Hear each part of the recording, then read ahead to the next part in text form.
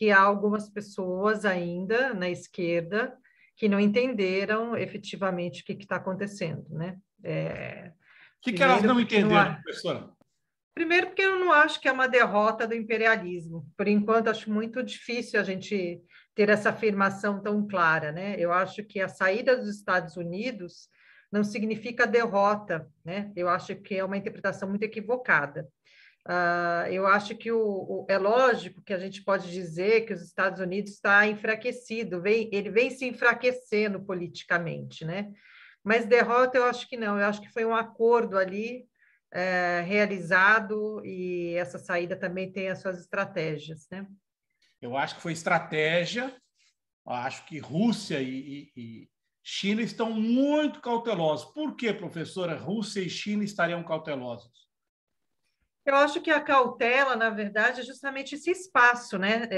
A saída dos Estados Unidos deixa um vácuo ali, né? Aqui, o Afeganistão, ele é um lugar de passagem ali da Ásia, né? E aí tem que ter é um jogo, né? Eu tenho falado nas minhas entrevistas que é como um jogo de xadrez, né? As peças estão se movimentando. Há um movimento ainda.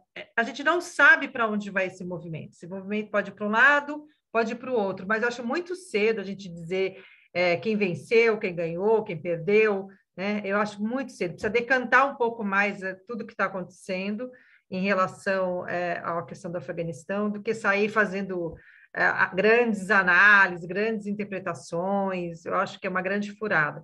E a nossa esquerda, às vezes, carece disso, né? Desse tempo de decantação, né? De ver o jogo, né? Ver os movimentos, né? É lógico que alguns comemoram a saída derrotada do imperialismo, tudo é o imperialismo, mas eu acho que tem muita coisa aí que o imperialismo vai estar sustentando por debaixo do tapete. Professora, bom, não poderia achar uma entrevistada que concordasse mais comigo, que eu botei Ai, ontem. que bom. A minha teoria conspiratória do domingo, que eu sempre lanço uma, foi que os Estados Unidos promoveram o Talibã. E na segunda anunciam que houve uma conversa entre o dirigente da CIA e o principal artífice do Talibã. Eu não duvido nada, né? Nesse jogo político, eu, sinceramente, não duvido nada. Achar que os Estados Unidos, depois de 20 anos fazendo nada nos Estados Unidos, simplesmente ia sair fazendo nada, meio assim, historinha da carochinha, né? Mas meu tema é outro. O que as mulheres têm a perder no Afeganistão, inicialmente? Bom, por enquanto, a gente não pode dizer o que elas vão perder. Ninguém perde aquilo que não tem, né? Então, assim, o que as mulheres vão continuar perdendo? 20 anos de Estados Unidos ocupando o Afeganistão e as mulheres não tiveram avanço significativo. A gente tem uma alta taxa de analfabetismo, acho que é em torno de mulheres alfabetizadas, em torno de 24%, 20% na universidade. O que é, me fala, o que é 24% de uma população feminina alfabetizada? Isso não é nada, né? A gente não chega nem a 50% das mulheres do Afeganistão, sendo que a gente tem um quadro do Afeganistão que é quase meio a meio, homens e mulheres. Então, quer dizer, a gente tem uma ínfima parcela das mulheres alfabetizadas. Então, eu não vejo o que as mulheres vão perder, o que as mulheres já estão perdendo. E não estão perdendo agora, elas estão perdendo desde a época que a União Soviética, né, ficou 10 anos guerreando, né, com o Afeganistão, e depois vieram os talibãs, e depois os Estados Unidos. Então, a mulher, há 40 anos que perde no Afeganistão. Então, eu fico imaginando o que será que elas podem perder mais, né, do que já perderam. Ô, professora, eu tive uma experiência que foi ir até Darul Uloom Deoband, lá a universidade, onde surgiu, financiado pela Arábia Saudita, surgiu a ideologia do Talibã. E aí eu fiquei conversando com o meu guia, que era da BBC, com um professor de computação local, que era Deoband, e aí ele falou, olha, aqui vem muita criança pobre, criança da zona rural. Os pais entregam as crianças aqui. Isso me dizia o cara meio por baixo do pano. os pais entregam as crianças aqui achando que elas vão estudar ciência, que elas vão estudar, mas eles são muito pobres. E aí os meninos, né, acabam vindo para cá, e os meninos ficam estudando ao Alcorão, nada contra estudar ao Alcorão, mas 24 horas por dia. Professor, e as meninas, hein? As meninas ficam completamente locked out de qualquer possibilidade de educação. Alheias, né? Porque uma coisa que eu disse na entrevista hoje de manhã, né? Se essas mulheres, elas são analfabetas, em sua maioria, elas não leem o Corão em árabe. Uhum. Elas não lendo o Alcorão, não interpretando por conta, né, a palavra, como é que elas vão opinar se aquilo está certo ou está errado? Como é que elas vão questionar um mulá, um líder religioso ou quem quer que seja? Elas não conseguem ler. Então, esses meninos, esse tem uma presença, o Wahhabi, nessa transmissão, que a gente pode dizer literalista do Alcorão, obviamente ele não tem os contornos de uma sociedade. Nós estamos falando, e é isso que você está trazendo, crianças pobres, muitas vezes crianças famintas, que aprenderam o árabe corânico apenas. Mas uma coisa é o árabe corânico, né? Essa primeira informação. Outra coisa é como se ensina isso, né?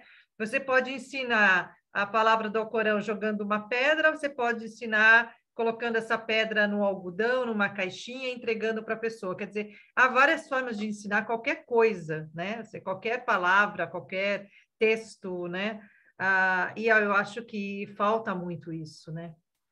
O professor, a minha experiência no mundo islâmico, que foi razoável até, fui para o Marrocos, para o Iraque, passei temporadas na Jordânia, é que os muçulmanos, o Islã, ele é muito igualitário, né? O Islã coloca ali no tapete agachado o trilionário e o cara que é morador de rua, não é?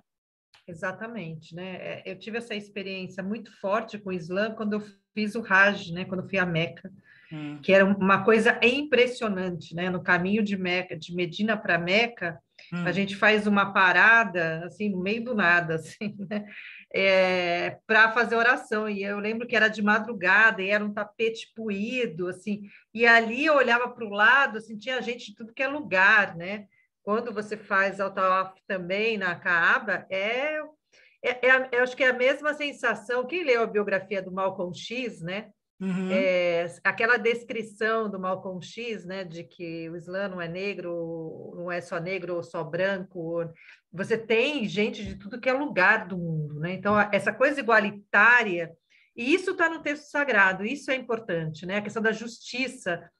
E isso também tem a relação com o último sermão do profeta Muhammad, que ele faz ali em Arafat, né? Depois que ele faz a tawaf, que ele vai fazer o resto do ritual do Hajj, ele faz no último sermão, né?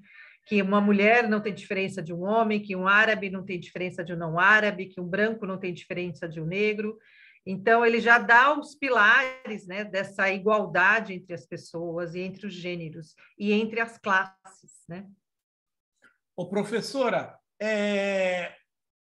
há cristãos que...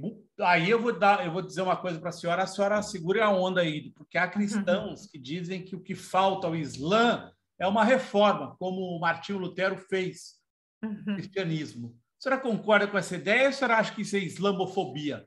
Não acho nada disso, não. Eu acho que as leituras reformistas, elas já existem no Islã. O professor Tariq Ramadan, ele é um reformista no sentido de que, como essas leis, quem estudou o Islã, como eu, sabe que você tem uma leitura literalista, tradicionalista, reformista, mística. Então, as leituras reformistas, não chega a ser o Martin Luther King, né? Mas elas já existem de alguma maneira, que é quando você vive num país onde não é Dar o Islã, por exemplo, não é terra islâmica, como a gente vive aqui no Brasil. Você tem que adaptar, não tem jeito, você tem que viver o Islã dentro das leis brasileiras. Então, isso os muçulmanos já fazem. É porque as pessoas têm um desconhecimento. Os muçulmanos do Brasil, eles não vivem exatamente como os muçulmanos da Turquia, mesmo porque se tem um feriado religioso na Turquia, todo mundo não trabalha, né? É um feriado religioso. Aqui, os feriados religiosos pouco importa para o cidadão brasileiro, né? Então, eu acho que é bobagem pensar nesse sentido, mesmo porque no Islã tem 5 jurisprudências, a Shia, 4 sunitas, que já dão os contornos diferentes. Então, o que vai mudar é o quê? É essa imagem reformista que você vai ter, por exemplo, quando você mora na França, quando você mora nos Estados Unidos, no Brasil, que já dá essa forma de interpretar um pouco mais diferente, né? E associado a isso, é importante que as pessoas entendam que tem a questão cultural, a questão de classe, a questão de gênero, que é o que acontece no Afeganistão. Não dá para dizer que o Islã é monolítico, né? Um monobloco, né? Que é monolítico, um monobloco que eu coloco assim, tá. Isso não existe, né? Porque tem os contornos culturais que modificam tudo, né? A começar pela vestimenta, né? Você reconhece, por exemplo, eu reconheço uma mulher turca pelo lenço dela, por como ela amarra o lenço. Conheço uma iraniana pelo tipo de lenço, e assim sucessivamente. O lenço da turca é amarrado aqui embaixo do pescoço, né, professora? Muitas vezes é. E ele tem um formato diferente, né? A roupa, né? Eu acho mais aristocrático. De vez em quando eu gosto de brincar com essas amarrações do lenço, eu faço que nem as turcas, que nem as sírias, porque tem esse estilo, né, cultural, né, que você vê, né, nas ruas, no Marrocos também. Ô, professora, e o que o imperialismo, e aí sim, o que o imperialismo fez de tanto mal? Porque eu me lembro do Paquistão, quando estive, fiz uma viagem maravilhosa, fui a Karachi, depois viajei o país. E aí, a certa altura lá, era uma sexta-feira, e as pessoas iriam sair para cada um para suas mesquitas, e tinha um problema grave na época, estava havendo conflito entre os xiitas, minoria, e os sunitas, e aí o meu guia falou, hoje vocês não podem sair. Eu falei, mas como? Não, hoje vocês não podem sair, porque a rua vai estar quente, aí o cara vai te ver com uma camisa assim de ocidental, que nem essa aqui. Eu falei, então vamos botar a camisa que não seja ocidental. Aí ele topou. A gente foi, comprou umas roupas locais e nós fomos assim. Nós fomos a comício de um partido religioso e tal. O que o imperialismo fez no sentido de, por exemplo, jogar bomba lá nos casamentos e que inflamou essa população, hein? Eu acho que isso é todo tipo de intervenção, né? Eu acho que principalmente os países asiáticos, eles têm uma repulsa muito grande com os Estados Unidos, né? Qualquer tipo de intervenção, porque no Islã existe uma passagem do Alcorão que fala assim, não, na religião não há compulsão. E da mesma forma que não há compulsão de que ele não vai te obrigar, por exemplo, teu guia, que era muçulmano, certamente, Sim. ele não vai te obrigar a pertencer à religião dele, ele não vai querer a mesma coisa. Eu estava vendo, por exemplo, um depoimento de uma militante da Hawa, que é uma militante de mulheres lá do Afeganistão. Ela dizia assim: eu não quero no meu país americanos, não quero ONGs americanas e não quero o Talibã, né? No caso, no discurso dela, porque esse Talibã a qual ela se referia, obviamente ela não queria, porque já tinha essa experiência. Mas eu quero sim que sejam pessoas do meu país gerindo o meu país, que eu acho que é o direito de todo mundo. Agora, a intervenção americana em países islâmicos, só a história muito recente do Iraque, né, já nos diz muita coisa, né? E esses soldados entravam, estupravam as mulheres, violentavam, enfim. É violência sobre violência, né? Então, o histórico de violência americana, se você lembrar, por exemplo, certamente lembra do discurso do Obama no Egito, quando ele foi eleito, aquele discurso lá foi para o egípcio ver, né? Porque nada do que o Obama disse naquele discurso foi concretizado, né? Então, eu acho que é uma desconfiança muito grande, né, dos muçulmanos, sejam do Oriente Médio, sejam da Ásia, né? Uma desconfiança e da África. Né, professora? Obama foi prêmio Nobel da Paz, mas foi o presidente que mais jogou bomba em casamento no Afeganistão. Exatamente. Mais usou os drones, não só no Afeganistão, ele usou drone no norte da África, ele usou drone no Iêmen. O Obama foi Ele foi o rei do drone. O rei do foi drone. O rei do drone. né? Né? E E isso como não a dá para inteligência, esquecer. eu costumo dizer, professora, que a inteligência americana é o WhatsApp do Carluxo, do filho do Bolsonaro. A inteligência americana erra muito, professora. Erra muito. Errou no 11 de setembro, ou errou no Afeganistão. Eles erram muito.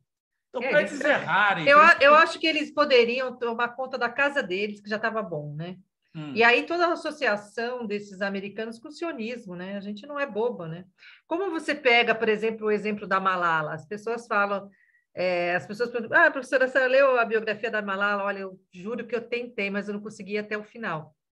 Porque você sabe que é uma construção americana. Não estou falando do atentado. Eu acho que enquanto atentado, a gente tem que se compadecer, a gente tem que realmente, isso não pode acontecer com nenhuma mulher no mundo, mas o modo como ela foi usada pelos americanos exclusivamente é absurdo.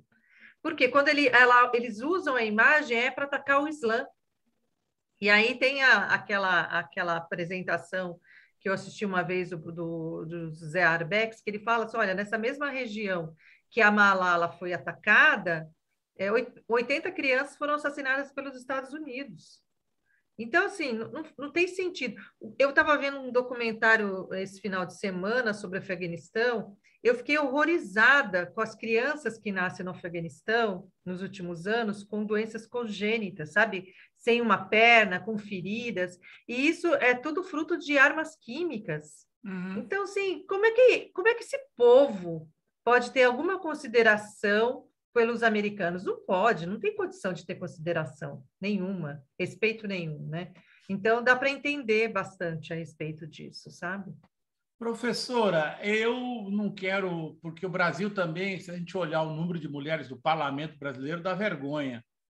É uma presença muito pequena das mulheres no Brasil. Nós temos 50 mil estupros por ano no Brasil, nós temos feminicídio em massa. Então, para A gente gente, tem 3 leis, né? a gente ficar pagando de porque nós somos isso e no mundo muçulmano não é, mas vamos ser específicos assim. O que fazer para avançar os direitos das mulheres em países como a Arábia Saudita, como combater o arabismo, essa ideia de que a mulher deve ficar trancada em casa, ou a senhora concorda com as minhas guias do Marrocos. Quando eu fui ao Marrocos, eu fiquei na sala com os homens e eu pedi licença para o dono da casa se eu podia ir na cozinha. Não, não pode. Falei, pô, mas eu não sou daqui. Vai lá comigo na cozinha. Eu fui, as mulheres estavam lá todas conversando e falando com uma delas, falou, não, essa é a nossa vida, a gente está feliz aqui fazendo esse papel. E eu fiquei, tá bom, tudo bem. Enfim, o que a senhora acha que é possível fazer para a gente não passar, pelo menos, por uma situação Então, como eu acho que tem duas coisas aí. Primeiro, que as mulheres, mesmo na Arábia Saudita, elas não estão todas dentro de casa. Não é uma realidade que todas estão dentro de casa. Há mulheres em todos os espaços, né? É que em determinadas sociedades você tem espaço, por exemplo, eu que conheci o Irã, e conheci mulheres com um nível superior que trabalhavam, jornalistas, enfim. Se você tem gente, deputadas, né? Por exemplo, a palestra que eu assisti do Khamenei tinha lá do meu lado a ministra da Educação, não sei mais quem. Então, assim, você tem mulheres. Na Arábia Saudita, talvez você tenha menos, mas você também tem, né? Não, são outras regras, mas você continua tendo. Eu acho que esse processo em determinados países é um pouco mais lento. Mas isso não quer dizer, que é o que eu tenho dito a semana toda, e acho que deu essa repercussão muito grande com o meu nome, porque eu comecei a ver fotos de mulheres com burca, com frases da Simone de Beauvoir, e eu falei assim, gente, não se trata de trazer Simone de Beauvoir para o debate, se trata de trazer as mulheres de origem árabe, muçulmana, para falarem. Então, Fátima Mernice, enfim, dei uma série de feministas, de acadêmicas, né, feministas e não feministas, feministas islâmicas e não feministas islâmicas, para dizer que essas agências elas já existem dentro dos grupos. Eu lembro que na Primavera Árabe me perguntaram, nossa, mas tem mulher na rua, a senhora viu? Assim, gente, vocês acham o quê? Que as mulheres elas estão acorrentadas? É lógico que as violências de gênero elas acontecem de norte a sul do mundo, né? E os países islâmicos, eles não são fora dessa linha. Essa margem existe, mas não existe nas mesmas proporções, nem com as mesmas regras. E aquilo que eu disse, né, e tenho dito a semana toda, o que as mulheres querem são coisas diferentes. Por exemplo, eu tenho uma colega que ela foi pesquisar violência de gênero no Marrocos, né? E ela tinha a hipótese inicial, achando assim, que as maiores violências que iam acontecer lá no Marrocos seria violência física, que as mulheres deviam apanhar do marido. E o que ela descobriu, sabe o que era? Que a violência era que se chama patrimonial, né? Não lembro se é esse termo, não. É violência jurídica, desculpa, violência jurídica. O que era essa violência jurídica? Esses homens tinham filhos com essas mulheres, mas ele não era casado. Então, no Islã, se você tem um filho fora do casamento, aquele filho não tem família, ele não tem o nome do pai. Então, essa era a maior violência e que se encontrava onde? Em classes pobres. É lógico que ela encontrou no trabalho dela também violência física, é lógico que ela encontrou outros tipos de violência. Mas o total da violência era violência jurídica. Então, assim, muito. E ela trabalhou com duas ONGs específicas, uma ONG de feministas islâmicas e uma ONG secular. A ONG secular era aquela que resolvia, ajudava as mulheres a fazer os seus divórcios, não sei o que lá. A ONG de feministas islâmicas eram aquelas que iam conciliar baseados na religião. Então, assim, há vários processos, há muito tipo de mulher, como há muitos tipos de homens, como há muitos tipos de muçulmano, e é isso que as pessoas precisam entender, né? Professora, Talibã falou em mudar, depois de 20 anos, aplicando uma lei islâmica diferente da que aplicou. A senhora poderia explicar isso para a gente? Quais são as possibilidades e quais as restrições que podem ser maiores ou menores? Então, as pessoas perguntaram para mim, nossa, que horror aplicar a Sharia. Bom, se eles aplicassem a Sharia de verdade, eu estaria feliz, porque aí eu saberia que os direitos das mulheres dentro da religião estariam garantidos. Agora, precisa ver o que eles vão garantir. Por exemplo, a mulher tem direito ao divórcio, a mulher tem direito a escolher o seu marido, a mulher tem direito a estudar, a mulher tem direito à sua herança, a mulher tem direito... Por exemplo, a mulher muçulmana, o dinheiro que ela recebe, que ela trabalha, ela não tem obrigação de dividir em casa. A obrigação de sustentar a casa é do marido. Então, além da questão, por exemplo, anticoncepcional e outras questões, a questão do prazer, enfim, se restabelecerem de fato os direitos das mulheres, eu acho que está tranquilo. Mas precisa ver como é que vai ser essas interpretações. É lógico que nós estamos falando de uma sociedade que a maioria é rural, então esses espaços masculinos e femininos, em qualquer sociedade islâmica no mundo, ela é separada e as pessoas crescem assim. Não é um trauma você não estar ali na festa junto com os homens, porque você tem as festas das mulheres, né? Eu que pesquiso há mais de 2 décadas, né? Já vi muitas festas. A minha orientadora, Silvia Caiubi Novaes, quando ela fez o documentário sobre o casamento paquistanês em 94, no Paquistão, ela mesma convivia assim no espaço feminino, no espaço masculino e transitava, porque nós pesquisadores acabamos tendo esse trânsito, a gente vai. Mas, por exemplo, tem pesquisadores de Islã no Brasil, homens, que eles não adentram o espaço feminino, né? Então, assim, é uma sociedade homossocial. E não tem problema para eles nenhum, né? É que nós, no Ocidente, fomos criados de uma maneira diferente. Então, nós enxergamos o problema. E a sociedade islâmica dessas regiões não vê problema nisso.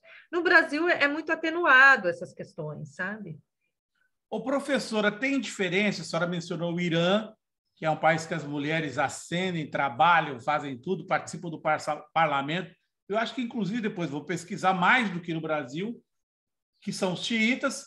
E aí nós tivemos no Iraque o nacionalismo árabe do Saddam, que ele tinha ministras e era um governo laico e tal. A senhora acha que o nacionalismo árabe está fazendo falta? Olha, eu acho que, de certa forma, guardadas as devidas proporções, sim. Sabe por quê?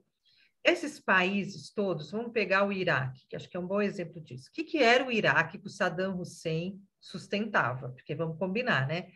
Era um lugar onde você tinha, eu nem sei dizer mais, nem lembro quantas etnias, mas procura quantas etnias, quantos grupos étnicos existia ali naquela região. Então, você imagina o quanto é difícil você ter um governo que estabeleça uma mínima unidade, né, de que preserve a vida dessas pessoas.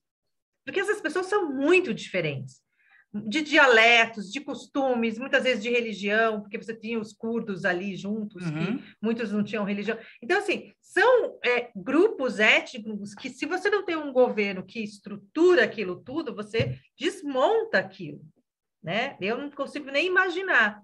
Eu lembro que uma vez, eu conversando com a minha professora de inglês, que era de origem iraquiana, ela me dizia de memórias dela, da infância, né? Que o pai dela contava, né, das estruturas que era o próprio Iraque. Então, eu fico imaginando, né, o quanto deve ter sido difícil, né? A gente fala do Saddam Hussein, mas segurar aquele país, obviamente, deviam ter as perseguições, devia ter as brigas entre os grupos, mas a gente sabe que a estrutura ela acaba acontecendo, né? É um pivô ali, né, que sustenta. E no Afeganistão nós temos 4 tipos de etnias. Então, você imagine a confusão que deve ser, né? Os tipos de violência, as brigas internas, os conflitos internos. Então, acho que precisa ter cada vez mais um governo forte, né? Que estabeleça as bases de igualdade entre as pessoas. E que se de fato se usasse a Sharia, né? Eu estava relendo agora um texto que chama Direitos Humanos no Islã, uma coisa assim, na internet tem esse documento, que é o direito das minorias. Como é que você resguarda os direitos das minorias no Islã? Quer dizer, tem regra para tudo, né? Se você vai aplicar um governo islâmico, você tem que estar de acordo com isso também. Eu fiquei muito curioso, porque quando eu fui a Darulon e o professor me levou na aula de computação, eu falei, mas vocês precisam tanto de computação aqui para quê? Ele falou, não, porque aqui os nossos teóricos do Islã, eles respondem perguntas do mundo todo. Eu falei, mas que tipo de pergunta? Meu marido, sei lá, questão de casamento, a questão do sexo. E aí eles respondiam, os professores recebiam do mundo todo, né? E aí eles davam orientação, como seguir, etc. Uhum. Então, é de fato uma complexidade muito grande. E eu tenho. Eu conheci um professor que fez um estágio na USP, né? Estava tentando lembrar de onde que ele é, de que país que ele era. Mas a gente saiu para jantar, eu e os estudantes, né? Ele era da matemática. Mas ele era uma pessoa incrível, porque e é muito fato isso, além de ter o conhecimento teórico, né, da área dele, matemática, é o conhecimento religioso. Então, era uma pessoa com quem eu podia discutir religião, porque ele tinha a compreensão, ele tinha o estudo da religião, né? Coisa que a gente não vê facilmente por aqui, né? Assim, mas vê, por exemplo, quando eu estava em Oxford estudando com o professor Ramadan, era muito disso, porque é uma pessoa muito erudita do ponto de vista religioso, que foi estudar no Egito, tem toda uma formação religiosa, mas também é um grande filósofo, tem toda uma visão política, um estudo político, enfim. Então, eu acho que agregar esses conhecimentos no mundo islâmico, eles são extremamente fundamentais. Você vai encontrar, obviamente, sheiks médicos, né? Eu tive aula, por exemplo, sobre os objetivos da Sharia com um médico. Um dos professores era um médico que conhecia profundamente as leis islâmicas, o Alcorão, os hadiths do profeta. Então, é muito comum isso, né? Eu tenho a impressão, professor, não sei se a senhora concorda, mas houve um momento em que o nacionalismo árabe foi uma grande ameaça ao Ocidente, porque começou a requisitar os recursos naturais para desenvolver as suas sociedades. Então, houve algum momento uma decisão que depois resultou na derrubada do Mossadegh, que era um cara no Irã que era um homem religioso, ele não era um homem, né? Mas aí eles chamaram, disseram que ele era comunista, derrubaram o governo do Irã para trazer o Shah de volta, E dali para frente foi só isso. Qualquer governo que tivesse algum princípio nacionalista, como Saddam, depois na Líbia o Gaddafi, eles passaram o trator em cima de todos esses governos porque eles representavam, de certa forma, uma ameaça essa questão dos recursos do mundo árabe. Não tenha dúvida, né? E Árabe com o Afeganistão, que é da Ásia, não fica fora disso, né? Com a papoula, com lítio, né? Com todo esse... Sempre tem um interesse econômico. As pessoas colocam a religião no meio, né? Para justificar as suas barbáries, né? Mas sempre é uma questão econômica e política, de poder. É uma disputa de poder, né? Então, eu vou inferiorizar o outro. Eu estava lendo na semana passada, porque essas mulheres são de burca, esses homens de barba, né? Aí eu falei, gente, o problema não é a barba, não é o turbante, não é a burca. O problema é como as pessoas fazem uso né, das suas práticas cotidianas, sociais, mas o problema está... E as pessoas, elas conseguem enxergar a violência do Talibã, mas elas não conseguem enxergar a violência americana. É muito doido isso, né? É assim, eu associo aquele afegão de turbante, de barba, como um homem violento. Mas eu olho para esse político que está aí nesse nosso governo, que eu prefiro não falar o nome para não contaminar a nossa entrevista aqui, mas esses homens brancos, engravatados que estão aí, eles não estão no mesmo nível de violência. É muito doido isso. Mas o patriarcado brasileiro é tão ou mais violento que o Talibã. É uma associação que pode se fazer entre ambos. Eu acho que assim, o patriarcado no mundo inteiro, eu acho que a grande luta das mulheres é derrubar o patriarcado. O Sim. dia que a gente derrubar o patriarcado, a gente vai ter uma outra sociedade, uma outra forma de pensar. Porque o patriarcado, ele viola os direitos das mulheres, ele oprime, ele mata, ele sufoca as mulheres.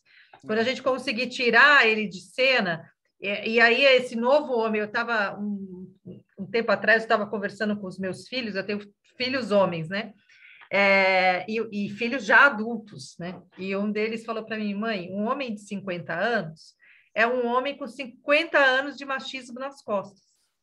Como é que você vai querer desconstruir o machismo de um homem de 50 anos?